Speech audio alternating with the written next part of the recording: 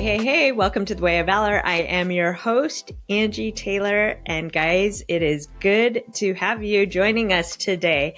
Today, I'm excited about my guest, Thera Storm, spelled with an H. She is a licensed clinical worker, social worker. Did I say that right? Yep, you got it. You got it right. With a focus around grief. And today we're going to talk actually around, this is going to be so valuable for every parent. Tara's talking about coping strategies for our kids. And I just think in the world that we live in today, this is such a critical conversation for every parent to be involved in right now, because you cannot turn on the TV right now without some major crisis happening. And so making sure we have great tools for our kids. So Thera, I am so glad you are joining us today. Thank you, Angie. I'm so glad to be here, and coming from Portugal, making the time work. This has just been a blessing to be able to meet with you, even though we're like an ocean apart. I know. Isn't technology amazing? I love that you joined us from Portugal. So I would love to back up. We've been talking here for a few minutes before this call, and there were so many pieces that you shared with me that were just really fascinating. And it really started quite a while ago when you were young and thinking you were in the career of your life. And so let's talk about that. What's brought you down this path that you were on? Well, I think like a lot of young little knuckleheads, I envisioned myself in my career because my motivation was to be important and to be liked and to be valued by other people. That was my motivation. And I envisioned myself in my future life, if I had the perfect job, I would have been wearing stiletto heels with a briefcase, and I would have been click clacking down marble floors. Like, to me, that was like my dream. And now, girl, the thought of wearing stilettos, like I've come, I'm not going full circle. Like, I'm on the opposite side of like, there's no goal to, I want to be in yoga pants on a podcast with Angie Taylor. Yeah. That's my goal. Right. So I was working in marketing, advertising, and that was a very stressful job. You work all hours of the night, and it felt purposeless. There wasn't a lot of putting my head on the pillow at night and knowing it was a good job, well done. And in 2004, my twin sister was injured in Baghdad. She was a second lieutenant, I think at the time, first lieutenant in the Air Force. And she was 10 feet away from a suicide bomber. Thank God she's still alive, but she was burned all over her body. She went to San Antonio. There's a big burn unit there. She was recovering there. I quit this job where I was in marketing, advertising, working crazy hours. We were 24 years old. This is in 2004. I moved to the Fisher House. I was able to stay there and help her out. And while doing all of that, I observed nurses, doctors, helping professionals, social workers, people who rallied around military and helping people in such a beautiful, compassionate, genuine way. Mm-hmm. And I was really inspired. But I'm going to tell you, I'm the kind of girl that faints watching Grey's Anatomy. So I knew I wasn't called to do a career in the medical field because I just get kind of queasy with anything blood related. So I was like, how do I help people? I want to lay my head on my pillow at night and know that like someone's life was improved. Does that make sense? Like, that's kind of, that was So beautiful. Yeah. But again, though, my motivation was still career. I want to be important. So I wanted to help people, but then I also had that underlying insecurity that I would have to be big, be bold, but then also help people. So there's this like, I don't know what to call it. I felt torn because at the same time, I was engaged to a Marine helicopter pilot. So I also knew I was joining in this like Marine type family lifestyle. And everyone is saying all the time, thank him for his service. Everyone's saying your Yeah. sister's a hero. They're getting all Mm-hmm. this attention. And I was in this position of being the wind beneath their wings. So I'm like helping my sister. I'm helping, I'm supporting my soon to be husband. And I wanted to help people. But deep down, Andy, I feel in my gut, what about me? Like Yeah. I want to feel important and valued and get the credit. Mm-hmm. I'm being Mm-hmm. honest. Yeah, no, and I love your honesty, because anybody who is honest would go, yeah, I get that. Yeah, so it's like this feeling of torment. So it's like I want to help people. I want to feel really purpose driven and good about it. But again, my lens at this time is still very American. Like I don't mean to make money. Right. Not wear the comfortable shoes so much anymore. The clickety clackety shoes. But I want to walk into a room and I'm valued. Yeah. Okay. So that's an interesting dichotomy of wanting to look and feel a certain way, but then also having this kind of little flame of like, you want to help people. And Yeah. so fast forward, it took 10 years or so before I went to school to get my master's in social work. And so then through the whole social work master's program, you then go through a couple of years of supervision. You can become licensed. I get licensed. I'm married at this time, 10 years in Virginia. That's where we were at the time. And my husband got orders to California. So I don't know if you know how licensing works, but I was licensed in Virginia. Mm-hmm. And we moved to California. So this is what it's like being a military spouse. Yeah. Right? And I was pregnant. So then I had a baby, our first and only child. Okay. So then it's still like, I'm finally a social worker. I'm going to help people. Oh, but we're moving. I have a license now in Virginia, and I'm a mom of a baby that's completely reliant on my physical body to survive. Right. So I wanted to work. Because work is so much of this identity. Because what about me? I'm this twin, military spouse. I want to be important. I want to have significance. But I'm in these positions of mom, spouse, moving, right? And so luckily I was able to get a job working for the Navy because it's federal. You could work under any state because it's a federal position. So I started working for the Navy, saw grief and loss in all of my clients working at the counseling center there. And I felt really called to up my education on loss, grief, how to best support people. And so that kind of put me in this whole journey of grief recovery. All the education I do now is all about how to support people through grief and loss. And I was eventually able to start a private practice. I got that going in San Diego, and then we got orders to Italy. So then we moved again, and now we are in Europe, and I have this private practice that is kind of dwindling because I'm 8 hours ahead of the West Coast, where I'm also licensed now. So I have a license in Virginia, California, and now it's like, how do I support people being on in this time zone, whatever this time zone is called.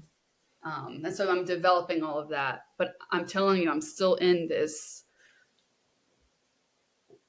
Why couldn't I be satisfied? Like, why couldn't I have so many friends who are satisfied. They didn't have this this torment, right? So it's like me still working through that. Anyway, any thoughts on that? Any questions? Well, that's fascinating. Not where we were going to be, but we're going to get to where we're going. Oh, I'm sorry. I took way too long to explain that. Oh no, that was because here's the reality. Yeah, actually, we talked about this just a little bit.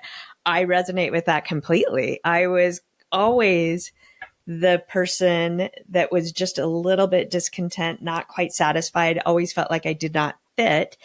And so I resonate with what you're saying. You're like, can I not just be happy? Like just be content and happy. And the reality is when God has planted within you divine destiny, he is not going to let you settle and rest in that space without beckoning you and calling you. And a lot of times that call looks like a restlessness. That call feels like a stirring, an unsettled stirring within you. And I think a lot of times we miss that. We feel we compare ourselves with where other people are, or we see the world around us and go, I should just be grateful. And while we can be very grateful for the world around us, when we're still feeling that unsettled space, there's something there to lean into, because God's calling you into, like, Psalms tells us that delight yourself in the Lord and he'll grant you the desires of your heart. I believe with everything in my being that as we are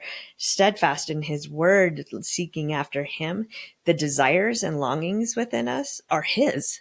They're actually his, and they're him calling us into the space that he's designed us for.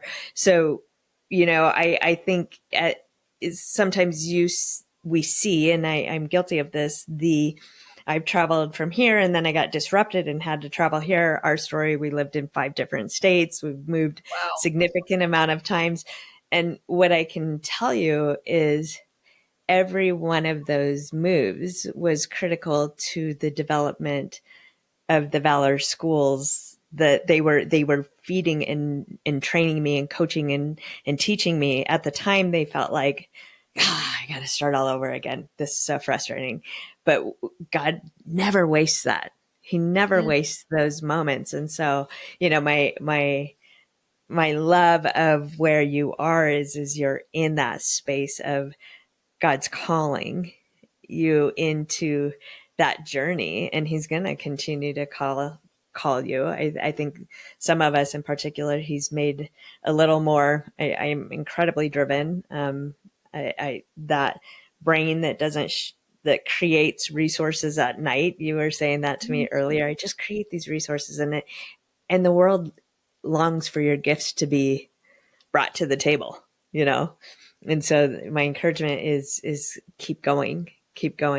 And in speaking that, some of the resources you brought to the table are what the coping strategies for kids. And never before in history have I seen, I've been in education for 30 years. I've never seen the mental health situation like it is for kids right now.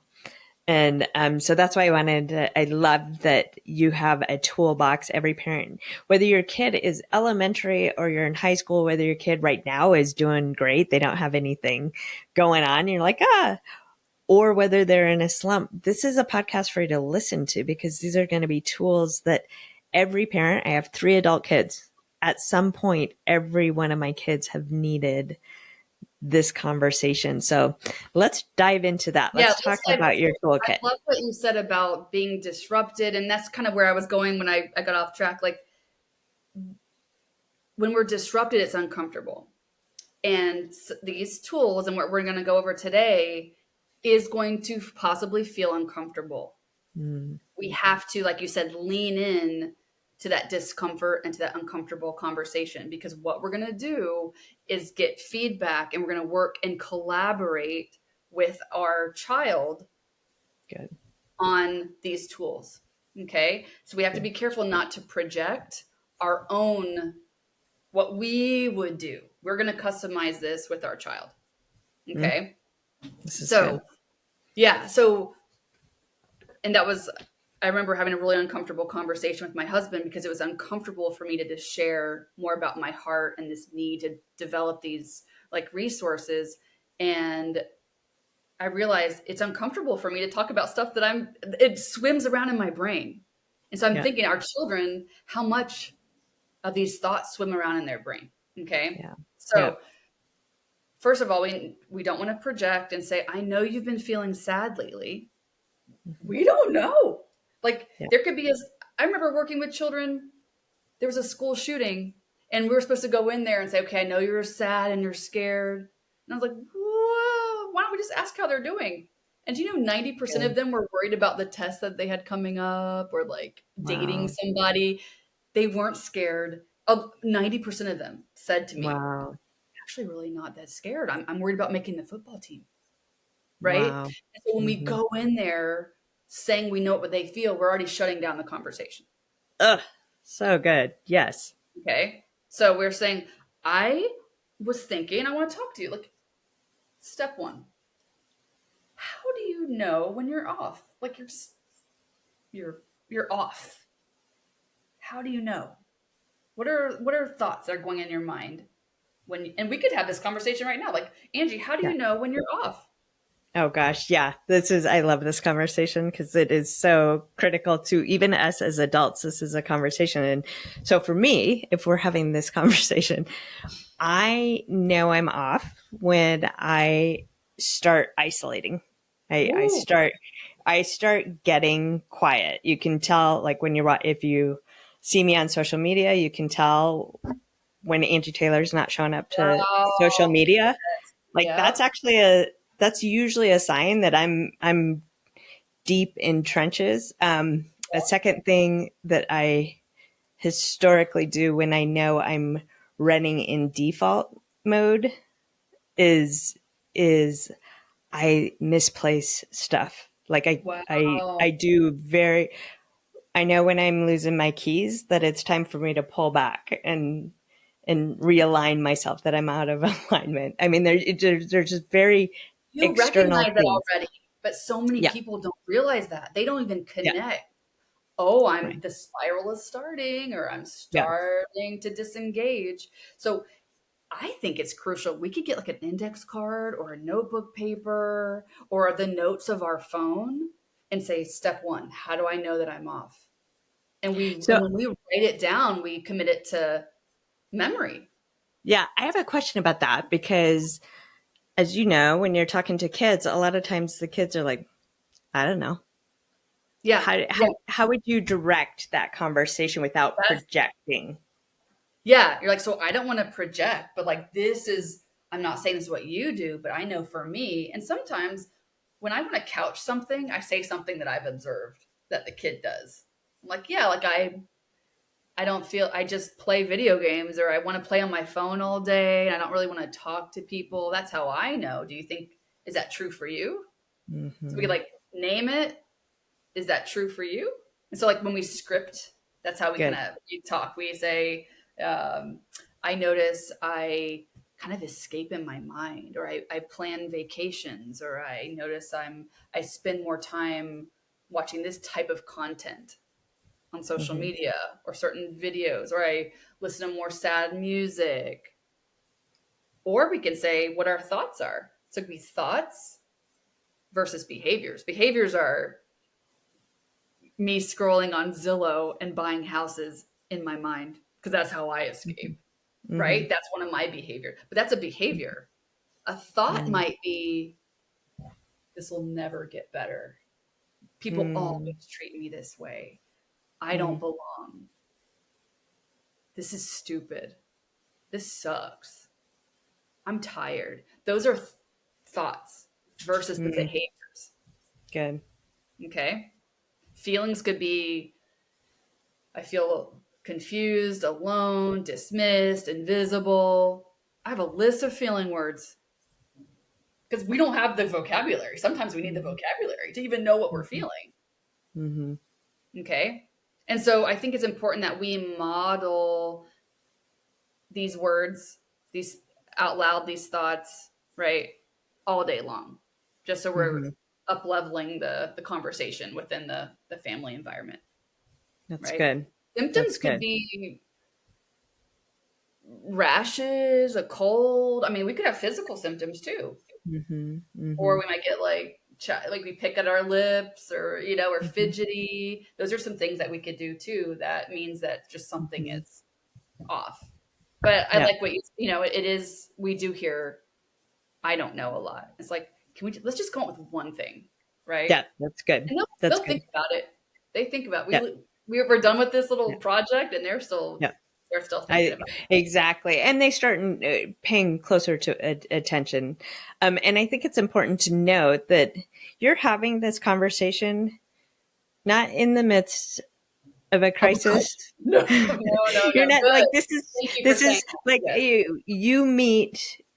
feelings with feelings and then facts with facts Yes. in a conversation. And so I think it's really And you want the important. prefrontal cortex Yes, I on. think it's You don't want really to be in a important. crisis.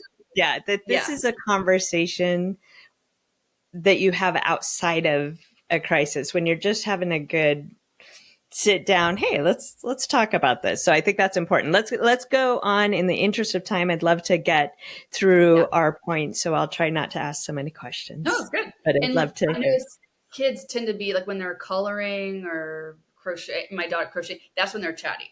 So when they're Yeah. like kind of busy, but they're not in a Hmm. with a video game or something Right. like that. Okay. Good. So again, we're writing this down. Step 1, how do you know you're off? Step 2, what are some things you could do to distract yourself? Right? So we're taking steps. We're not immediately saying, you need to go to a therapist. You need to Yeah. talk to your pastor. Like instead of like saying, oh, you're in trouble or you need to go to this extreme, what are some things you could do to distract yourself and to feel better without engaging another person? Right? And so for me, I wouldn't think of this maybe in the moment, but if I had a list, I could go Right. to it and say, that one song I really like. That Hmm. is something I could listen to that can distract me.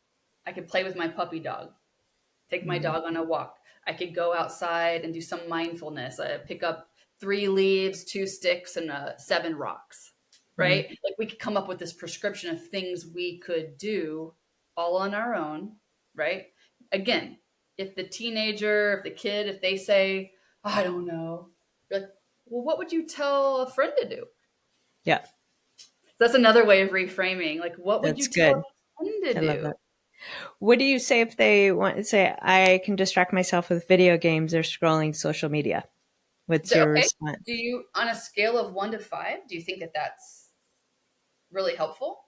Because honestly, if it could be helpful, again, if it takes you out of feeling irritable, but here's the thing, you have to be really honest.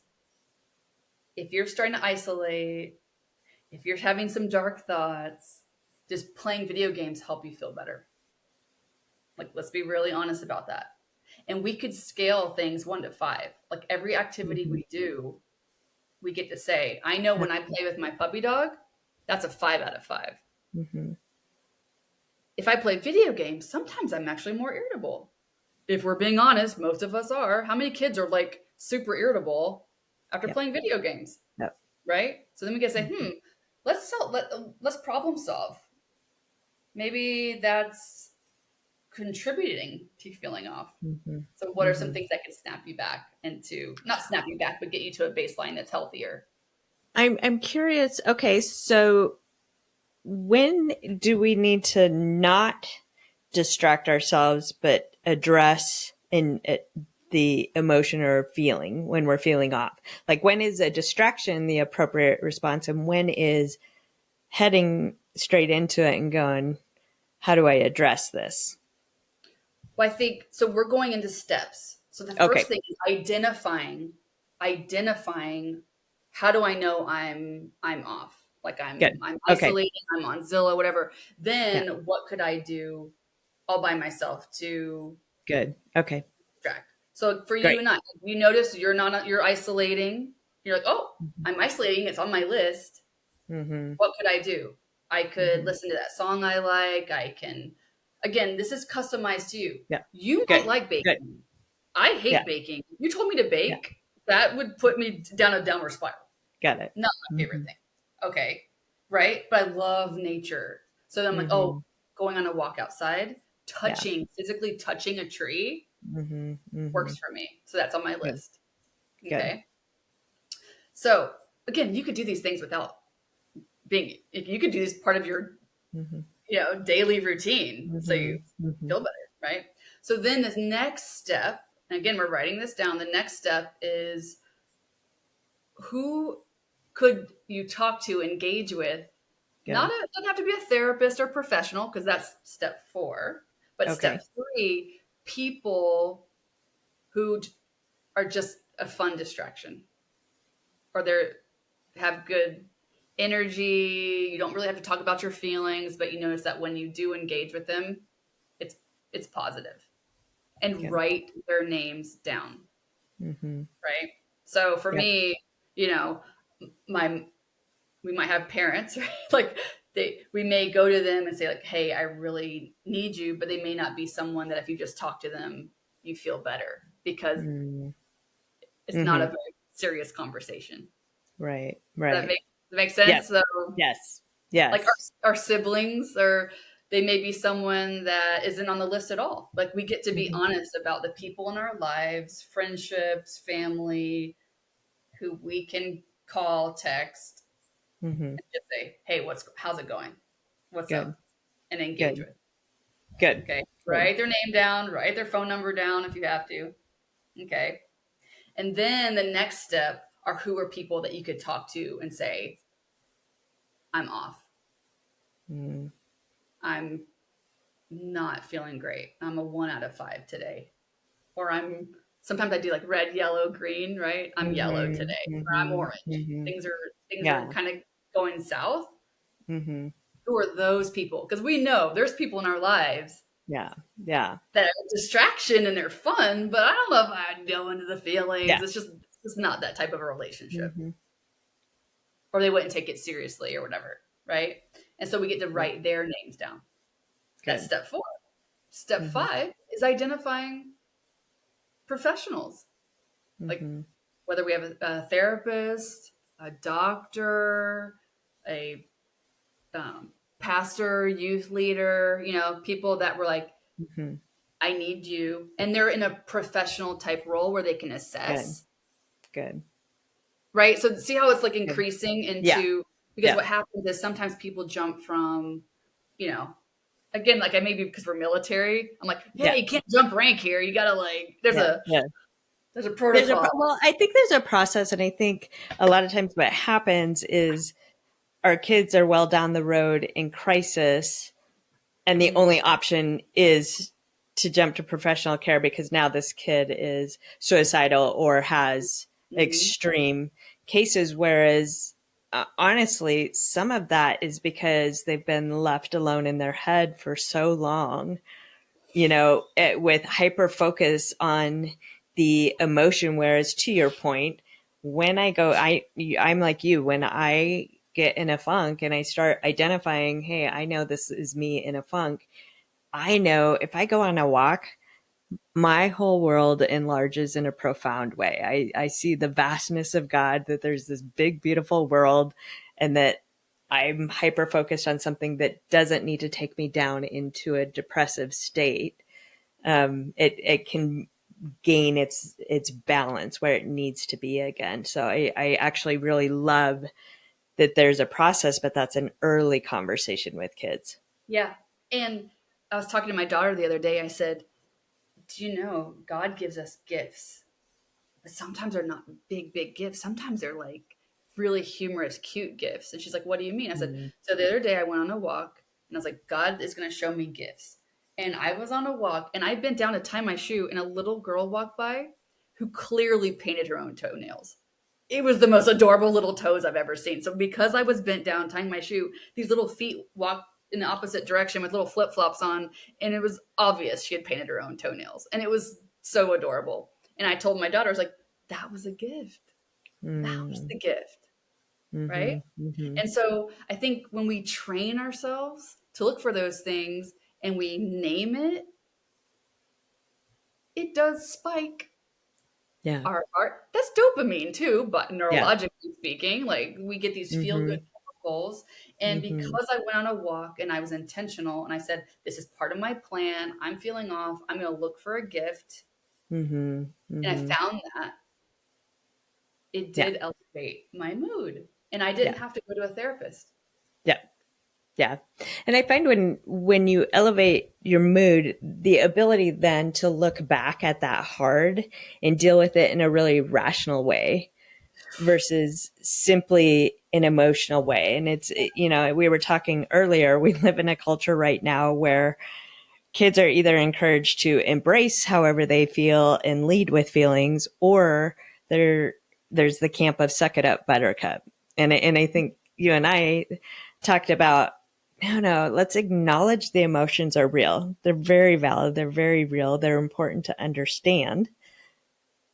But then let's step away from it far enough so we can deal with it in a rational, Stepping away is logical way. beautiful. Absolutely. Because when we step away from it, we're like, what is that emotion telling me about Good, myself in that situation? good, Right? so So good. like if if I'm upset about something, if I say, huh, because I think we tend to label emotions as good or bad. Oh, it's a Good. bad emotion, it's a good emotion. Emotions So are good. emotions. Yeah.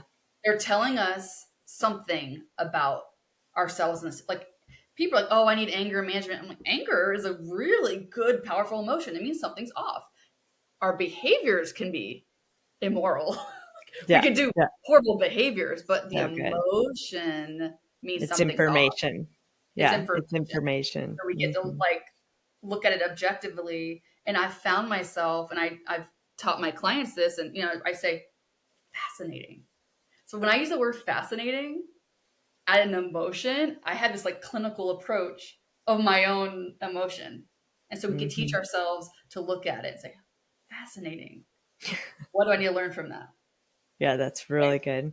I really love that. I love that. Well, this has been so good, Tara. You actually have some great resources that I want to make sure. Tell us about your book. I want to make sure our parents see your book because I think this is a great tool for parents, and there's not a lot of resources like this out there. Thank you. Yeah. So I feel like this is something that and I'm not saying this as a marketing thing, but like in baby showers, like make sure all kids have this hurt book, equipping children for loss. I have a message to adults in the beginning and the end, and the little Good, band-aid learns the lesson the hard way that we don't just slap band-aids on good, emotions. So we're equipping good. children for loss before there's a crisis, kind of like what we talked about today, but this is for Yeah, like I, I, 5-year-olds, I 6-year-olds. love that. Yeah. So tell us where we find you as well as where we find your book. Okay, so the book "Hurt: Equipping Children for Loss" is on Amazon. That's easy. And then Terra Storm, Thera Storm.net.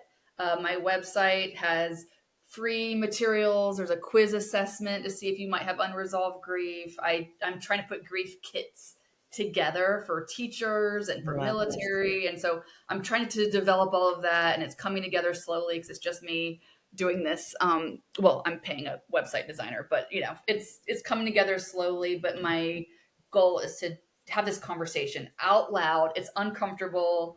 It's Yeah. you know it could be a disruption. At the same Yeah. time, it's crucial to not keep all of this in. We need to bring Good. grief out of the shadows and Good. talk.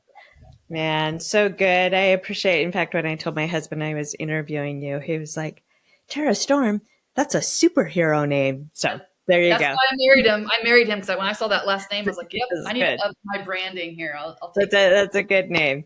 Well, thanks for being with us today. Hey, friends, if you enjoyed this podcast, you know somebody who needs to hear this podcast, share it out with a friend. Give us a 5-star review. As you know, this is how the algorithms work on social media and everywhere else is it helps get the right messages into the hands of people that need them. Thanks for listening. Bless your day.